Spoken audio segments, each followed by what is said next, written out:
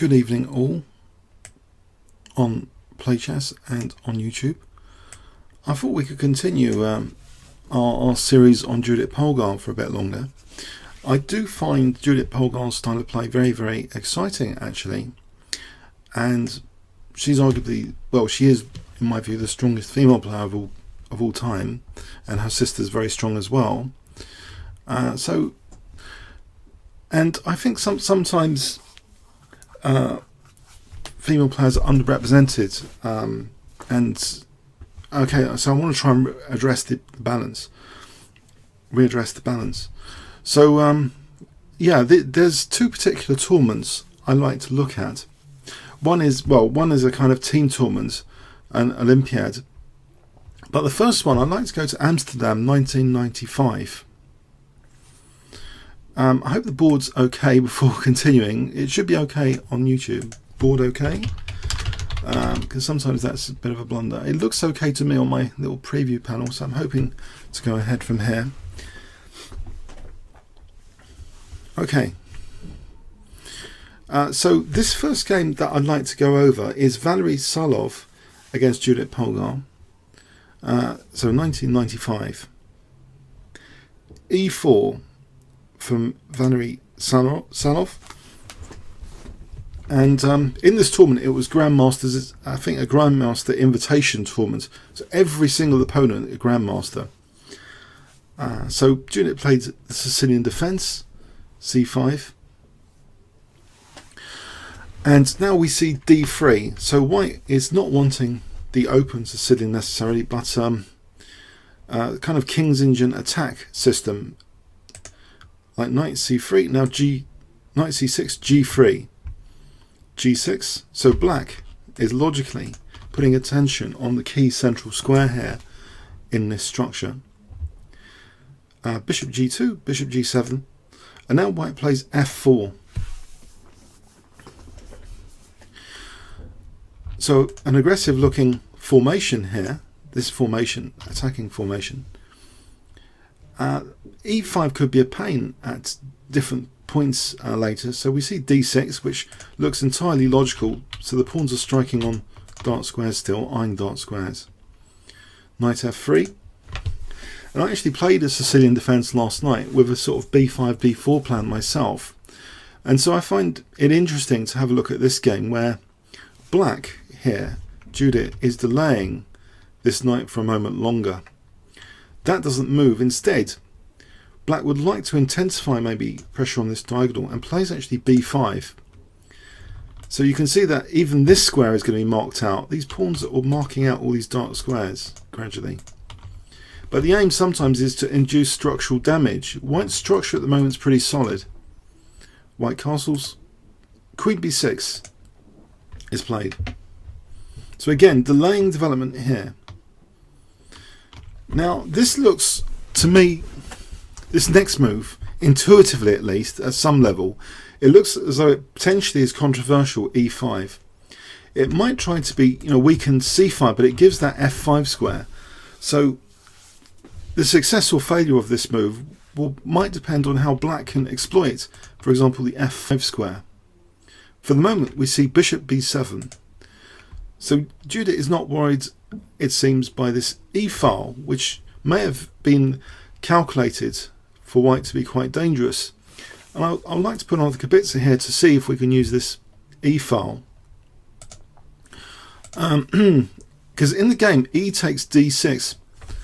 What wasn't actually played, queen e2 was played.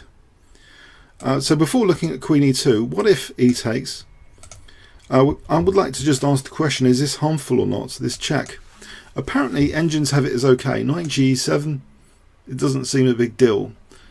Knight bd2, you might think, well, only if black plays b4 do we get the c4 square. So actually black could castle here and it seems fair enough. There's no problem there at the moment. So we see queen e2, which does carry the threat of e takes d6 now. Potentially, you'd think. So black now plays rook d8. And now we see this move c3. So is white trying to construct this center? Also, of course, a4 might be annoying as well, but the f5 square beckons here, and knight h6 goes for that f5 square. Okay, the bishop here is a bit cramped by the pawn on e5, and on any takes we're weakening the c5 pawn. We see now knight a3. Of course, if b4, that is a juicy square for a knight to get onto c4 with tempo, so I think that's to be avoided. Black just castles here. But funny enough, now after king h1, Judit weighs up the consequences of b4, it seems, and doesn't seem to mind a juicy looking knight, at least temporarily, and plays actually b4, giving white this what seems to be a reasonable positional move, putting pressure on d6, hitting the queen. The queen going back, and actually it's okay for black from a technical perspective, it seems. I think black is looking forward to a few things, in particular knight f5 stands out positionally. White plays now c takes b4, and we see knight takes b4. Black has a pleasant looking position here, and if this bishop can be exchanged for this, there'll be light square weaknesses potentially around white's king. a3 is played here, and the knight goes back. Now bishop e3, looking at this c5 pawn, which helps in some way justify that pawn on e5. But now knight f5. Black might be interested in taking off this dark square bishop. It retreats. And now again, a seemingly controversial decision. What looked to be a bit suspect to allow a knight to c4 with tempo is now followed up with another move which before I would have had some warning about, with d takes e5, weakening c5. But it does expose this d file. There's pressure on d4 here. And in fact, with both of these knights cooperating for that d4 square, this is very pleasant indeed all of a sudden for black. If bishop takes c5, e takes f4. And I wonder why my opponents in club leagues seem to play a lot more solidly than Judit's opponents. I don't understand it. I don't understand it at all. Why this is such a juicy looking position. White seems to have been positionally outplayed, giving up a key central square with a backward pawn on the d file. So anyway, f takes e5, and the knight sits comfortably now on d4, ready to exchange off the light square bishop and weaken white's king. Knight takes d4, knight takes d4, bishop takes d4, and not taking here, but just playing rook takes d4. So black looks forward to doubling on d3, and doesn't mind this exchange at all. Of course it would weaken white's king. Black stands better. Okay, the game still needs to be won from here though. If black stands technically better, or how to actually exploit this. Rook ac1 is played, and potentially the queen is embarrassed here with a move like say b4, which would undermine black's control of d4. We see now bishop takes g2 check, king takes g2. And now queen d7, so eyeing d3, rook c3 defending d3, and now queen e6, so blockading that pawn and also pinning that pawn. So f5 is actually technically possible with that pin, which might be useful for black. Queen e3 is played. The knight is protecting the queen now. That rules out f5. We see h5. So there's a light square grip going on here still. And now white plays b4, undermining the d4 rook. So that's another point of queen e3 to play this b4. But here, tactically, c takes b4 does hit the rook. Queen takes, b takes, queen takes. White's got some structural damage here, but there's a weak pawn here. So is this in balance? Check, rook f3. Now here is where I think the balance swings with a very accurate move. Indeed. Can you see what black plays in this position? If I give you 20 seconds starting from now. Does anyone see what black can play here?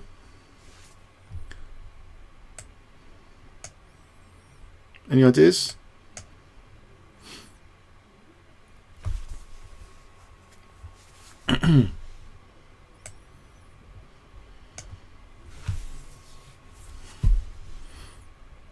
Okay, I'm going to show you. Right, G5 just threatens G4. Hope you got that one. So the king moves out of the way. King F2. And now G4. And it looks as though, doesn't this weaken H5? So Rook F5 hits H5. But there's a crafty point here of luring the rook away from the F file with this next forcing move. Accurate calculation. E6. Just give up the H5 pawn. Because now F6. Try and rip open this F file against the white king. White is being hunted down now. The king is being hunted down. King E2. F takes E5. Horrible threats like Queen G2 need to be addressed. Knight D2. Queen G2 still good. It's played. The king tries to flee. But now E4 hitting the queen. We see Queen C4. And this might have been a major blunder here actually. In this position apparently white's almost in balance with Rook G5. So just pinning that bishop would have been much better, it seems. Still, black is slightly technically better. But it might have been tricky from here. But no, this really helped Judit, this next move. Queen C4. We see now check. King C2. E takes D3. And white's king is in danger. If king takes D3, then we've got Rook D8 check. Queen takes D3 was played. Rook C8 check. Knight C4. Now a crushing move, Queen C6. Just putting more pressure simply on the pin. Doesn't matter about the Queen H7 here. If Queen H7, the king actually can either go to F7 or F8, and there's nothing much after that happening. So white doesn't bother with that check. We see King B3, but now this bishop is fantastic on the diagonal. Rook B8 check. So if now King A2, which wasn't played, then black actually has Queen G2 check. And if Queen D2, Queen F1 hits these two key squares. This is terrible.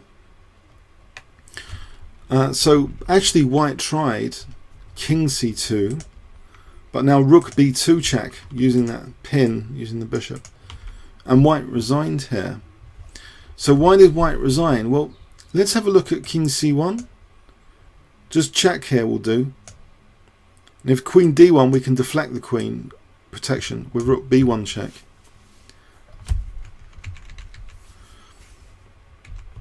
King D1 the same. Basically. Just Queen H1 again. Okay, mating actually that time. So okay, so it was an interesting game. White seemed to give up some squares voluntarily. In particular, I mean, at an intuitive, even club players level, you can sense E5 might be controversial in the future, but it's proving it. You know, if F5 is weak or not, this pawn chain, it's actually proving it. But the queen side play, delaying the knight, I thought was important here. Volunteering a knight on C4 I thought was interesting. Maybe a lot of players would shy away from this because it was meant to be discouraged. So what did black actually really get? Well, black got persistent pressure in this position. It didn't really matter the knight on C4. So I think maybe we learned that the looks of things don't really, they can look bad, but they're not, because really here, you know, it's white's structure that's worse than black's. And black, you know, had things to chip away at. Blockading here, had the D3 to chip away at.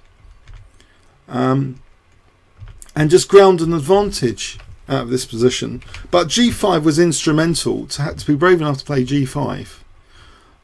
This is great for attacking white's king. And there's pressure on e5, so knight e3, black could have taken on e5. So it was an interesting game. Let's go on to another.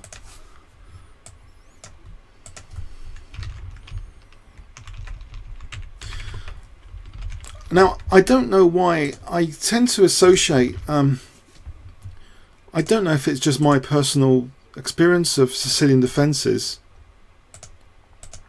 and maybe this is unfair, but this is, actually, sorry, let's just load it in. Try again. Okay. I seem to associate Lok van Wely on the receiving end in Sicilian defences a lot throughout the years since the 1990s.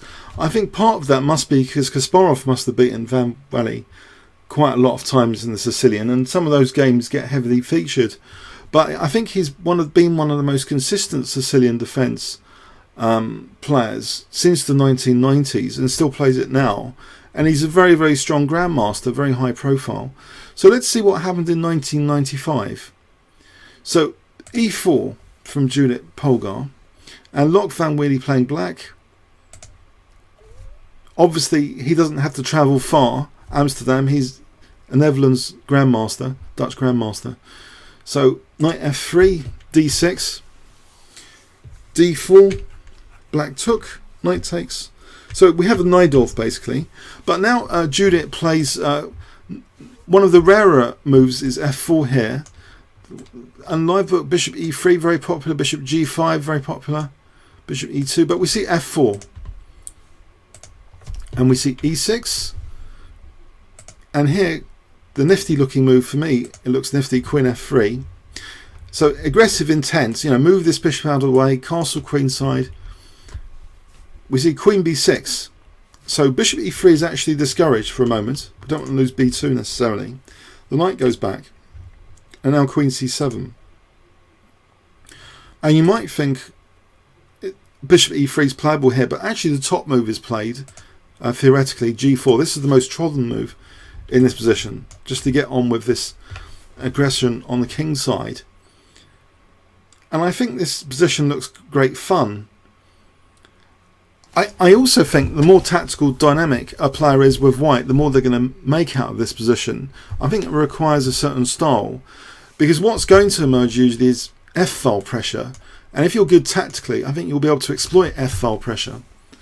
So let's see what happened. b5, and now white just got on with gaining space with tempo, g5, and black in theory played one of the better moves. The engine suggests ignoring this, not moving back, because actually if that's moved back, a3 or bishop e3. And I think white's central control is quite solid here with that knight not being displaced. So black actually counters immediately with b4, which engines kind of like. But there is a tactical move for white, which might maintain an advantage here, or not. I don't know. It's a bit controversial actually. The straightforward g takes f6, or there's a tricky move knight b5 with tempo. But both, apparently, they're about equal. There's certain depth. I've got this engine working here. So you can take your pick.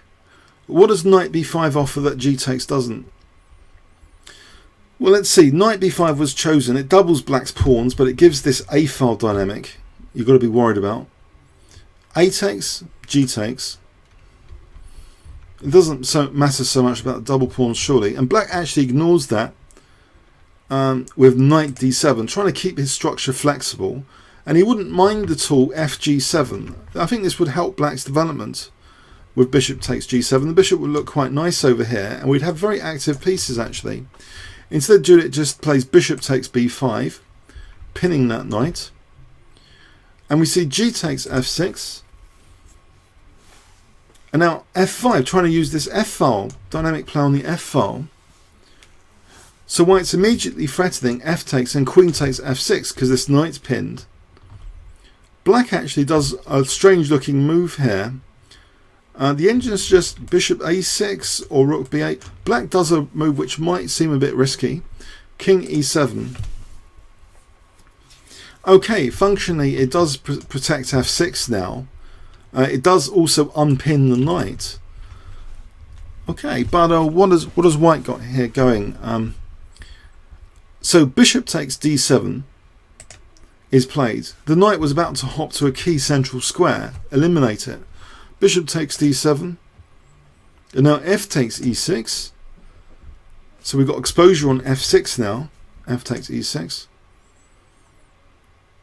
And apparently white's doing really well. In fact, it seems black might have actually blundered just now. Just want to rewind this because we're at +3 here. Let's just get this right. Bishop takes d7. The engines actually suggest king takes d7 was interesting as well as bishop takes d7. F takes e6. Apparently black should have tried bishop takes e6. So it'll be interesting to note the differences here. Why bishop takes e6 might be more solid for black, even though it looks terrible, the pawn structure. So anyway, so after this f takes, it seems white is doing very well with rook f1. So one question is here, why can't black just defend the pawn with bishop g7? Let's have a quick look at this. Bishop g7, is there a tactical knockout blow? And I had played through this game briefly, just without any engines or anything. I didn't see immediately, but now showing you bishop g7, and honestly, before I checked, I've seen this resource now, but the engine confirms it. There's a fantastic resource in this position which disputes the protection of f6. I wonder if you guys can spot it if I give you 20 seconds starting from now. Because without this tactical dynamic ability to find resources, the F file might not as well be there if you're not able to exploit it tactically. So what has white got here to tactically exploit this F file pressure? If I gave you 20 seconds here, what would you play as white?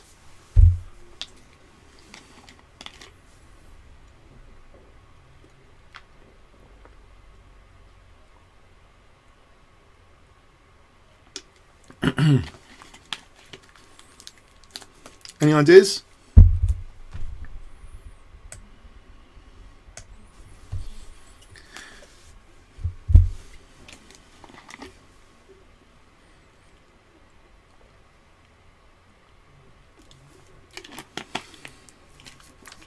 I'm drinking Volvic, by the way, not Diet Coke or anything.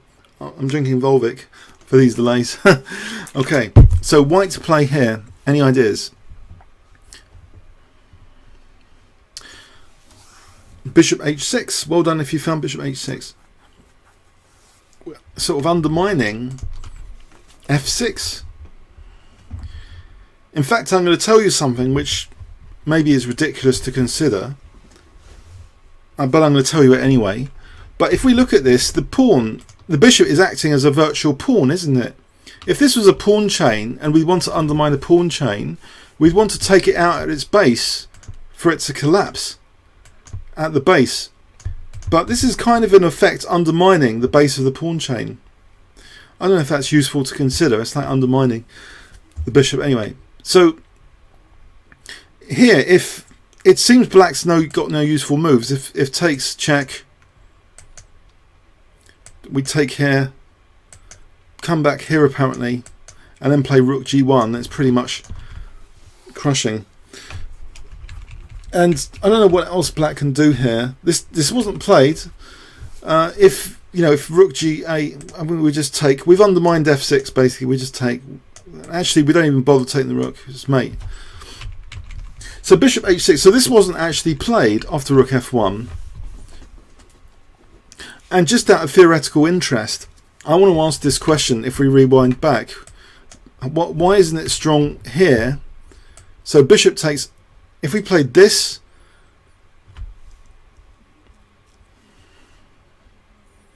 apparently black has king d7 or even rook g8. It's not such a big deal in this position. I think the bishop is adding solidity at f7. So because f7 is not collapsing, this isn't such a big problem. In fact, engines suggest black might be slightly better here, believe it or not. If we try and undermine f7 like this, bishop e7, it's okay for black. So all the difference between accepting an ugly pawn structure is the difference between life and death of the king here. So anyway, f takes e6, rook f1, bishop b5 is played. White takes, a bit of a king hunt, or winning material now. Black has got this diagonal, and he's aiming to mate Judit Polgar's king, which cheekily she hasn't even developed these queenside pieces. So why not try and get this battery and just mate? Offer a couple of rooks, no big deal. So queen takes h8, offering one rook. Bishop e7, offer the other. And now go for this mate on e2 with queen c4. So yeah, it looks dangerous trying to mate on e2. And you might think, well, rook f2, which is probably, this all needs big calculation, but then you've got to consider bishop h4, and then there's actually a threat of queen e2 and queen f1 mating, potentially. Or queen e2 actually, because queen f1, king d2. So this is pretty dangerous stuff, but first white inserts a check, queen b7 check, king e8, and it's now that white plays rook f2. So the thing is, does this really defend? So it's going to be tested. Bishop h4. So black is now threatening queen e2. Checkmate. White plays though now queen f7 check. King d8. And you might think, well, what about just queen f3 here? I'm not sure queen f3 is that good, because queen f2, queen f1, and then bishop g5 is actually mating white, so that would be pretty cruel. White will be getting dismantled. So the idea isn't queen f3. No. What does white play here? Last move of the game, move 24. Can you see what white plays in this position to defend? So how would you defend here? I'll give you 20 seconds starting from now.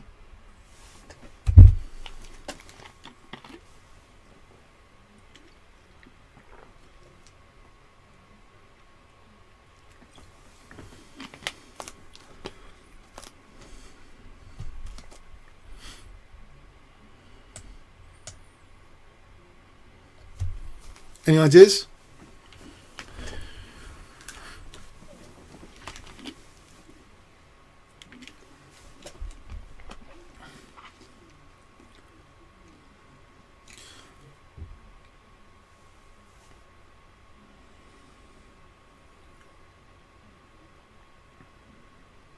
Okay, it seems as though there might actually be more than one defence available.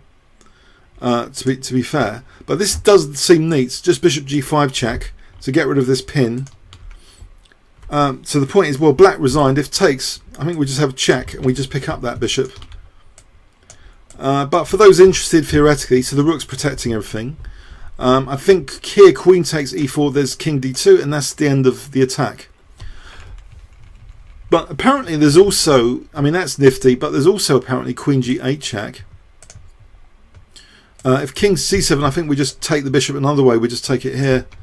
So black's game was lost anyway, technically. But anyway, what did we learn from this game? So, I don't know. Let's have a look. What did we learn from this game? As I mentioned, I think the dynamic players know how to use the f-file pressure. I think there was something interesting about snapping off the knight on d7, giving up the bishop pair, which might seem paradoxical because you might think the attacking players like to keep the bishops, but the knight was going to do some cruel stuff like get to e5 in this position, so get rid of the knight and just use the f-file. And I think this very important tactical resource changes the whole picture of things with the bishop not here. And black was in a desperate state. I don't think there's any way to defend this properly. The engine's best tries queen b7, and it's +6. Queen f6, and here, okay, we've got this thing going on, but actually bishop g5 is possible. So threatening, I think queen f7. Forget the rook here. Queen e4, king d1. Queen g6. Now we can take here. If it takes here, we take on here. So that's a disaster as well. So it was a disaster after that f-file pressure.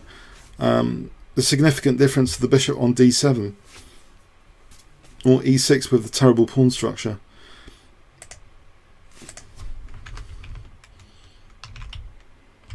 Now, someone with a grand name, Judit Polgar, still in the Amsterdam tournament in 1995 against Grander Zuniga.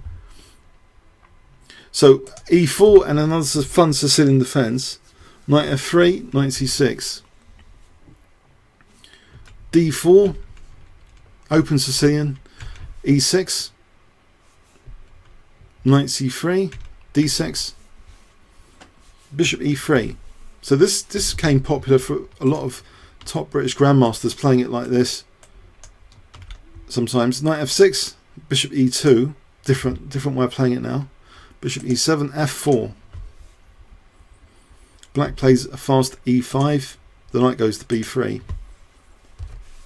So the pattern for the game is often revolving around the d5 square.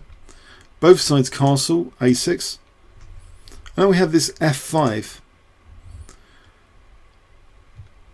b5. If black can put some pressure on e4, that would be handy. Now let's see theoretically. Knight d. We were kind of out of book mostly. Knight d5, so forget that live book. Knight d5 was played. Apparently this is okay. This is good for white slightly. So if knight takes e4 here, bishop b6 attacking the queen, and say queen d7. It's interesting that this is winning for white. Bishop f3. It's totally winning for white. You might ask why. I think the thing is, this diagonal is lethal here. So knight f6, knight takes, bishop takes, and if queen e8, white just wins the exchange. So in a nutshell, knight takes e4 is not to be recommended in this position. Black plays bishop b7. Now a4.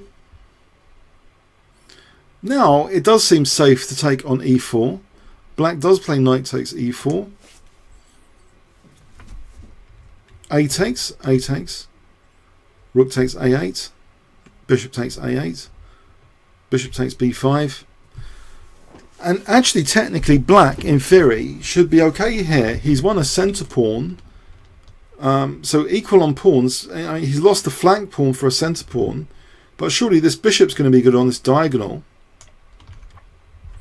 It's equal on pawns at the moment. The dark square grip of black seems okay. f6 does seem a bit scary in principle though, but things are covering f6 at the moment. And in fact, the knight goes back to f6. And white now maintains the grip though on d5 a bit with bishop c4. Knight takes d5 is played. Perhaps this was a slight inaccuracy. Apparently rook e8 with the intention at some point or maybe immediately of something else. But it seems okay, white's grip was okay. Knight takes d5, bishop takes d5. White's grip on d5 is visually, it seems okay. Bishop f6, c4. Now knight e7 challenging the bishop. White takes on a8, queen takes. Dropping the d6 pawn. You might think, why did black want to do this?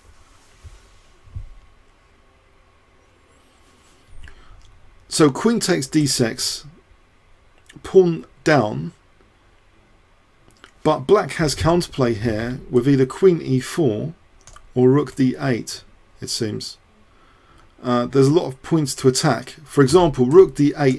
If that was played, you know these are loose actually. So queen b6, queen c8 hits both of them. For example, well maybe ties down the rook. What does white do here? And there's counterplay. Like here, an active rook.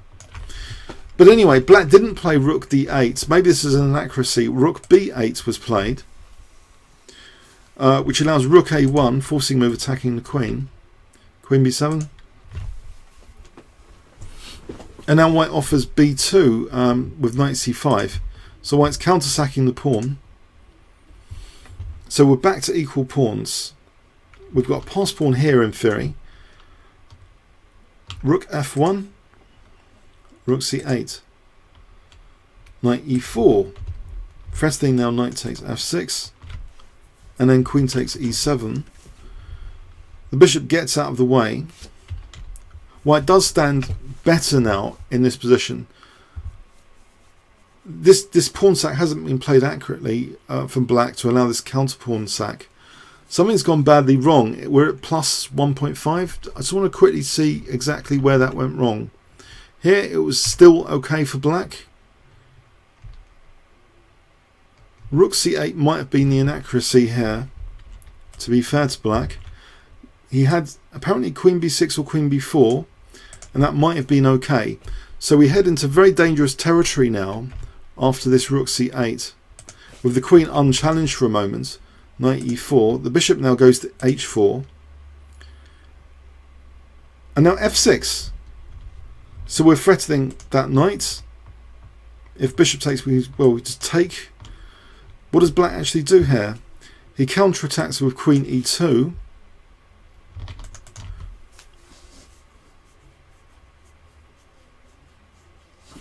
Now, is this a trap as well? If just want to examine the trap part of this, if takes here, then we can just take here, and queen a7. We can try and collect this pawn. It's no big deal, because actually the bishop is also on d8. There's no rook. There's no queen d8. So anyway, white actually played bishop c5. Now, if queen takes e4 here, then f takes is good, with queen d7 to follow. Black actually played knight g6, but now there's a new target on this f file. Again, f file is pretty crucial. Queen d7. This f7 pawn is dangerous, and the back row is pretty dangerous. One thing to note: the knight seems to have f8 if this is extinguished. Let's just quickly check this out. Rook takes c5. There's queen e8 check, knight f8. Forget about taking the rook. There's fg7, and we're on f7. And white's apparently winning here. Black would have to give up the queen. We're also threatening g takes and queen takes. So that's too dangerous. So here, after queen d7, black played rook b8. And already knight d6 does look tasty in this position. For a moment, no, queen c7. And now it's played knight d6, so we're in with greater effect on f7 after all that. Black's busted here. The engines are crying, black's busted. Doesn't matter what black does. G takes or bishop takes, it's losing. Black played bishop takes f6. So let's see. Queen takes f7 and black resigned. So let's see why. King h8.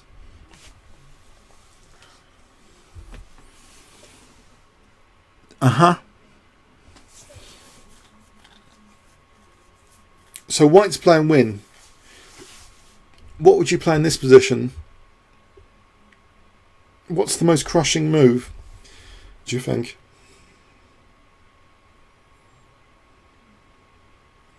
Actually, it makes sense.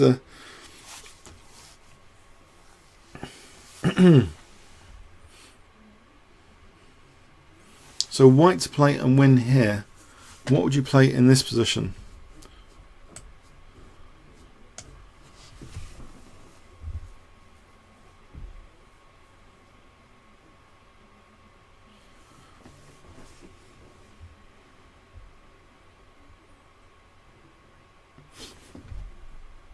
Any ideas? Okay, I'm going to show you. Any second now, I'm going to show you. Right, now if you said rook takes f6, lose 200 points. It wasn't that. This apparently is just equal. G takes, it doesn't really do anything except for a perpetual check. No, actually it's simple actually. Queen d5. Not only it hits a8, it also now has knight f7. And if we say rook f8, then knight f7 check. And here, knight h6 is the classic smothered mate pattern. So black would have to give up the exchange with rook takes, queen takes, and there's no nasty sting at the end of the towel here. Black is just the exchange down. The back row is weak, so black can't move the knight or anything. And in fact, the engine's best moves at h6 or h5, losing the knight because of this back row issue, is too painful here. So anyway, yeah, so black resigned anyway without testing that. So it's not rook f6, it's queen d5. That's the most incisive move. Also queen b7 apparently is quite strong as well, with the same kind of thing. So knight f7 check here, or bishop takes f8, winning the exchange like that. That's okay as well for white. So what did we learn from this game? Again, we learned, I think, the f-file is key in Judit Polgar's wins, often in the Sicilian defence. This f-file, which at the moment seemed totally blocked, came to life later, somehow, after these mutual pawn sacrifices. The bishop, when it bishop moved, we can liberate this f-file with the rook, with f7 being the exploitable target. Emerging f7. Yeah. So here, queen d5, killing move, crushing, queen d5.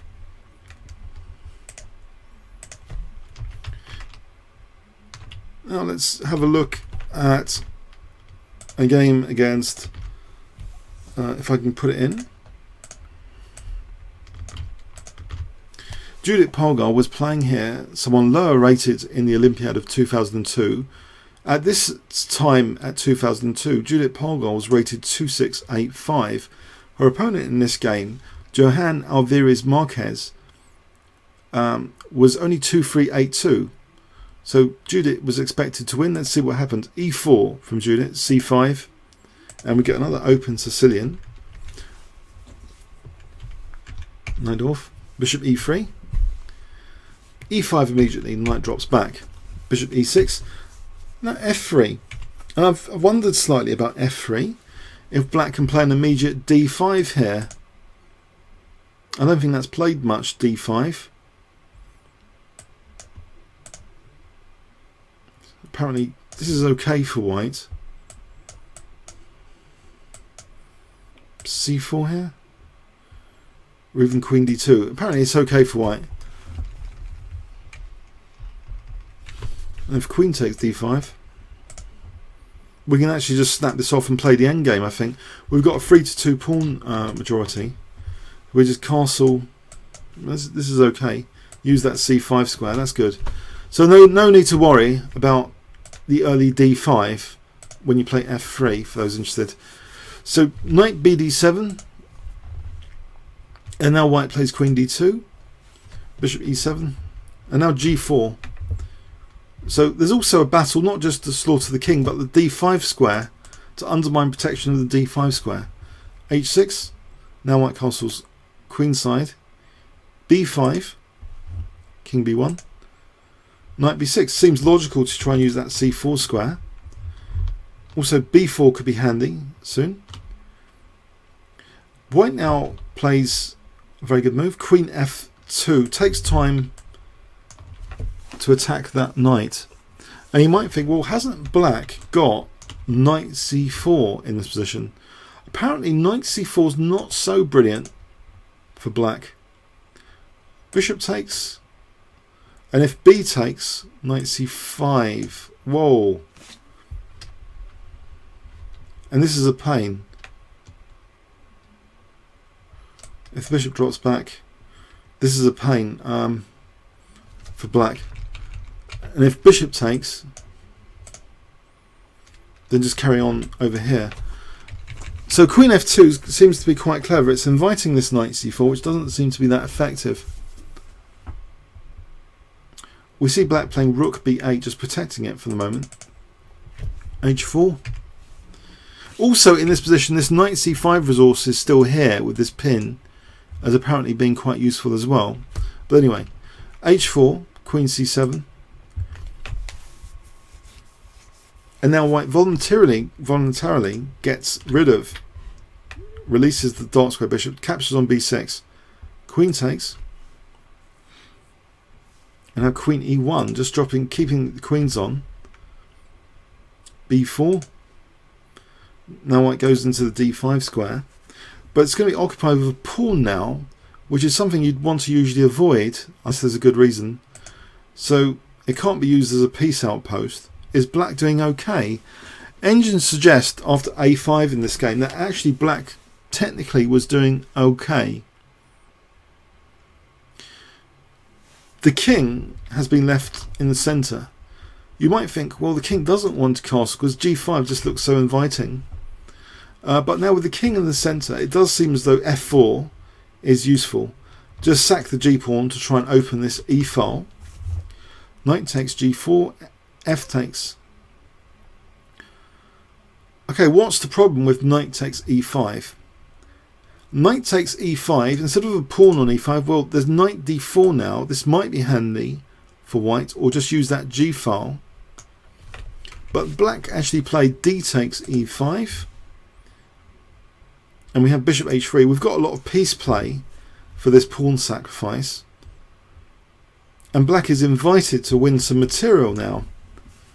Knight f2. Queen takes e5. With d6 now on the cards. The king is still in the centre. Also the queen eyes b8 as well, tying down the queen here. Not only that, there's queen takes g7 to worry about. So if knight takes d1,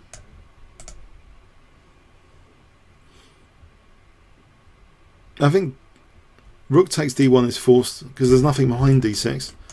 But apparently white's okay here. This position apparently is okay for white. Black didn't play that. King f8 was played. And we see d6. Bishop f6, and technically black's still okay. So I think there's a howler on the way soon. Queen d5. So an exchange is going to be taken. Knight takes d1. Was that the best? Apparently no, this wasn't the best. Which rook to take? Mystery. Why take the rook on h1 as opposed to d1? The engine prefers the rook on h1. Maybe it's to take away what's behind the d6 pawn, what's driving the d6 pawn. Knight takes h1. Rook takes. It's queen b7 here.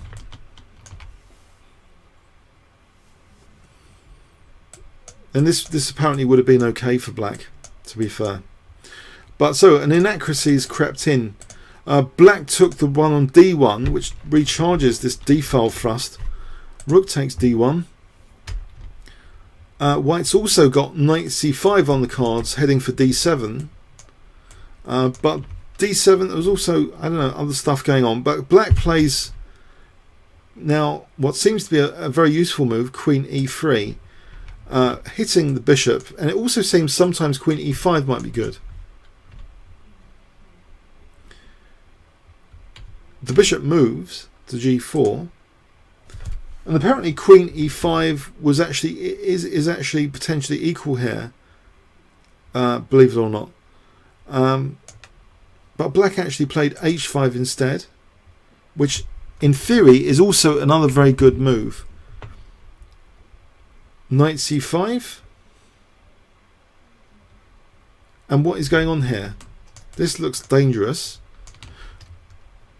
The black king moved here. Instead of h takes g4.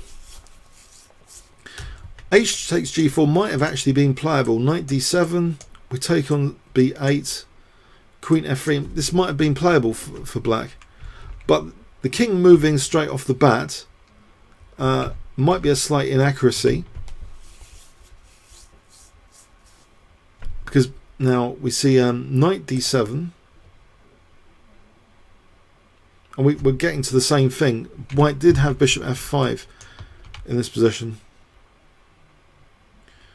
If bishop f5, queen e5, let's just take this as an example. Queen takes, knight d7. So this was good.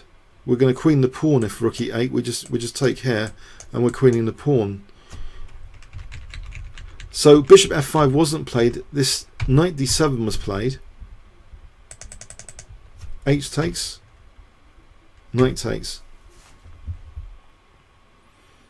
Now here black should have played apparently queen f3, but instead rook takes h4 was played, and white is back in the game now strongly after knight d7.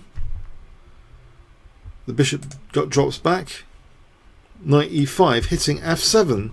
This is becoming a familiar thing to do, hit the f7 pawn. And white's got the advantage after this. It seems, you know, queen f3 has been extinguished. It would have helped protect that. It's been extinguished. How does black actually defend? f7. Can't that easily. So king h7 was played. Knight takes f7, hitting the bishop. Bishop goes to f6. Now d7, and the knight is also supporting d8. And also queen f5 check is dangerous as well. Queen f3. But now white just queens. Winning material.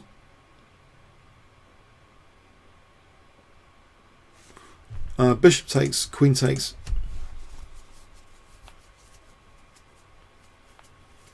And black resigned in this position because the rook is attacked. So queen takes, we just take the rook. And if queen f6, you might think, well, is there enough here? Not really. Queen h8 check.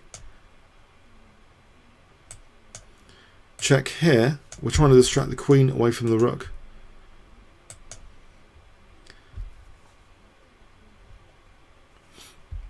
With the extra piece here, this is dangerous. Queen e8.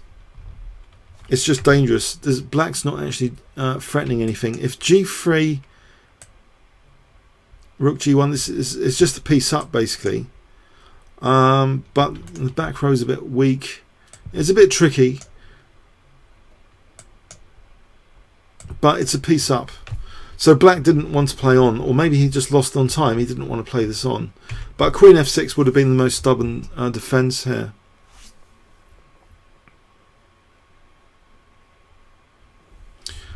That was a bit of a messy game actually.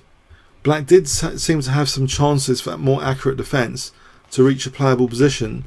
The most critical moment, objectively, was when this queen f3 was available. Here, queen f3.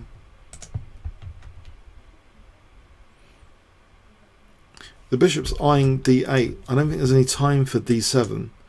We just take on d5. And can even take here apparently. The back row is weak here. So yeah, there's some accurate defences. This is great for black because these pawns are coming down. So black, this is winning it actually for black. So yeah, black missed a chance here with queen f3, and it seems as though this pattern of the f7 pawn came back like we saw in another game, f7. But I think there's a famous chess quotation about good players generate their own luck, and Judit Polgar certainly creates tons of pressure on opponents. I don't know if you can call that luck. It's just what happens. People just blunder. So now here's a famous name from the World Championship candidates of 2014, Mamedyarov. Okay, so she was playing him in the Olympiad, and at this time Shakhriyar Mamedyarov was 2580, still lower rated than Judit, and we saw a Roy Lopez, and now we see the open Roy Lopez. Black took on e4, Judit plays d4. Black reinforces the knight. So it looks fairly standard Roy Le Pairs territory at the moment. Yeah, this is all pretty much book. All book. Knight g5. So that looks quite interesting as well to check out. If queen takes g5, we have queen f3. So that's the idea there. And if bishop d7, bishop f7, so that's why it's theoretical. This knight g5, it's been played quite a lot here. Knight g5. So bishop d5.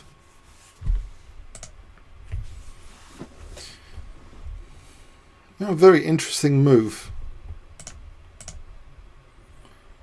Knight takes f7 was played.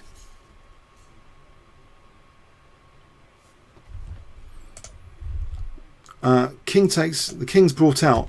If bishop takes f7, then this is more clear cut. We just take here and play queen f3 check, and we're picking up the knight on c6. So Mamedyarov takes with the king. We have check, and the king comes to protect the d5 bishop. It looks a bit like a kind of weird version of the fried liver attack. And apparently this is totally sound. This is from 2002. Apparently white is better here with this knight sack. Queen g4 check is the correct move. King f7 was played. More stubborn, apparently king e7. But king f7, let's go with that. I think there's a beautiful point I want to show you here. That after queen f5... Oh, no, it doesn't work. Oh, no, I thought I was going to show you something great. Oh, dear, why doesn't it work?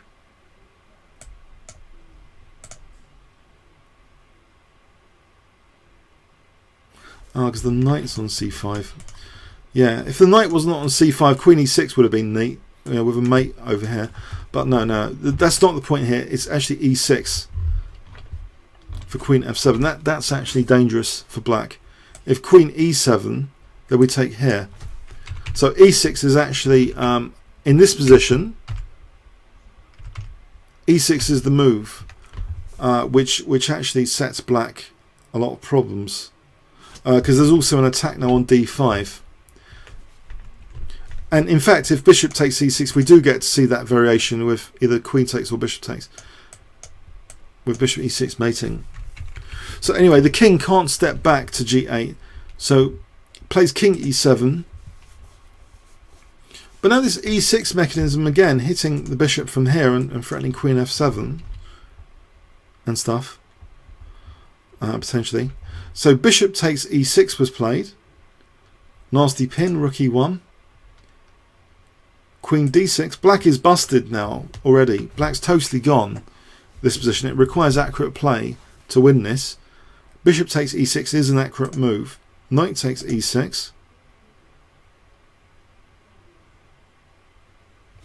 Quite an accurate move is played now. Knight e4. It might be one of the more accurate moves. Apparently knight b3 as well. But let's go with this. Knight e4 hitting the queen. Introduces bishop g5 and stuff. Queen moves. Bishop g5 check. Okay, now if the king moves to e8, then knight f6 check, we're going to win the queen. The king moved to d7, and now we saw knight c5 check, exploiting the pin there. Bishop takes c5. Queen f7 check. So we can win this queen at any point now. The king went to d6. And in this position, I think you'd have to be cautious taking the queen, because black's got a lot of material here.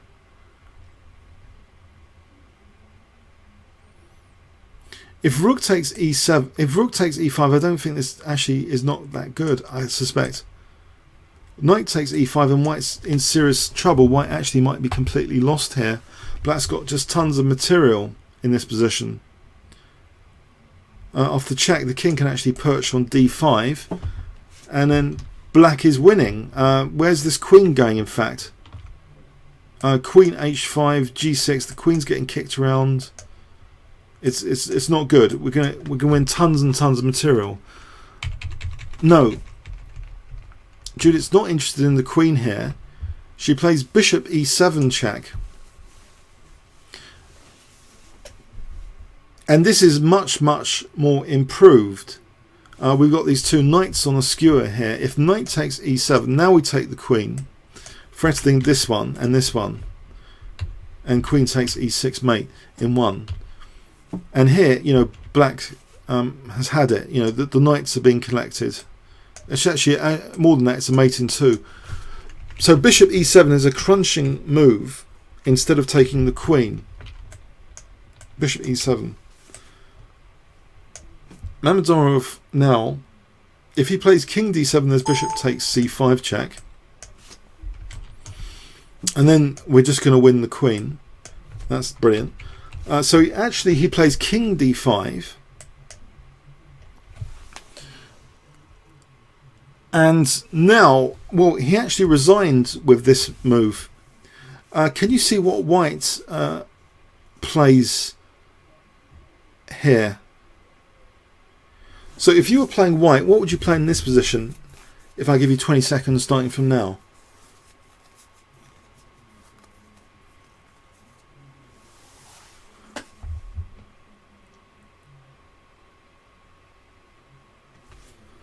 Anyone?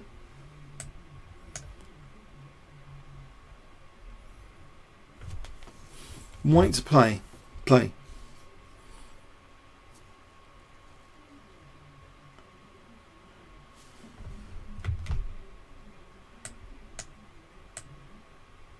Okay, queen f3, or yeah, that's incisive. If rook takes e5, I think we've got this problem still that black's better here. Funny enough, there's just so much material for the queen. We can't be content with this. But queen f3, and now if king c4, there's b3, and that's checkmate because the queen's protecting c3. And if queen e4, we can either just take here or quicker even c takes apparently. So if king takes here, it's queen b3, quicker checkmate. If b takes, we just take on e4. Well, we can just take the queen as well. So this was quite a notable game of Judit Polgar, because actually we were in mid-theory here in Livebook, in what seems to be a stable opening. So this knight g5 has been seen before 93 times on my Livebook. Bishop e6 is more popular with 290. But it seems, okay, bishop d5 is rarer than just taking here now, 59 games, or taking here, 15. So it's like very cruelly punished. And this is meant to be slightly better for white to take on f7. So this whole line is pretty cool stuff. It's a bit of a fried liver feeling to it. Sorry, queen g4 check. In the game, this didn't help king f7. The most stubborn apparently was king e7. And white's still better here with e6 apparently. So e6 threatens check and take this guy. And if bishop takes e6, rook e1, and this is a horrible pin. Here we can relax a bit with this pin and seemingly, well, either play knight b3 or knight f3 to try and gang up on the knight. I mean, these two squares, whoa, this one or this one, gang up on that. So say we choose knight f3, h6, bishop f4. Well, actually this is okay as well. This apparently is really good for white. Doesn't seem as though black's going anywhere, and white is going to follow with queen f5 and other horrible stuff coming up. Just demonstrate that. Rook e8 doesn't work. I don't know what we do here with black. King f7, we can play queen f5 check. Take here.